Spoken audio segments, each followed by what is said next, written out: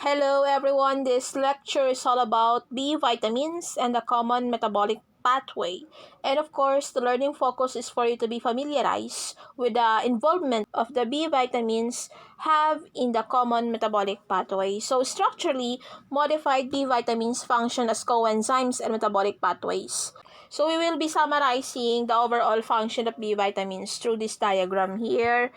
And this is the B vitamin participation in chemical reactions associated with the common metabolic pathway. So, first you have here the niacin. Niacin is responsible for the production of the oxidized form of nicotinamide adenine dinucleotide and the reduced form, which is the nicotinamide adenine dinucleotide hydrogen.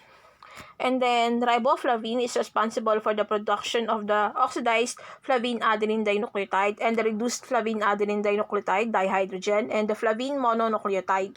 And the thiamine is responsible for the production of the thiamine pyrophosphate, which is also a coenzyme in the metabolic pathway. And we also have here the pantothenic acid, the source of the coenzyme A, which is being attached in the acetyl coenzyme A and the coenzyme sulfhydryl. So, is the importance of B vitamins. So, you can see here the involvement of B vitamins here in the citric acid cycle until the electron transport chain up to the oxidative phosphorylation. So, here, the niacin produce the oxidized nicotinamide adenine dinucleotide that will be reduced in the process as it produces the alpha ketoglutarate. This is the coenzyme A from the pantothenic acid. Then we also have here the source of riboflavin to produce the oxidized form of flavin adenine dinucleotide. Here the thiamine to produce the thiamine pyrophosphate as well as CoA here from the pantothenic acid.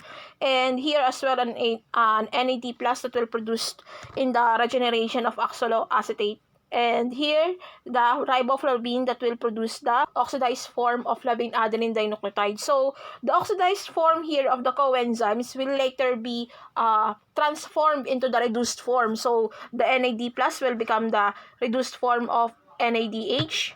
And then the FAD plus here will be the FADH2 or the reduced form of the flavin adenine dinucleotide. Same with here the coenzyme A, which will be utilized in the acetyl-CoA formation.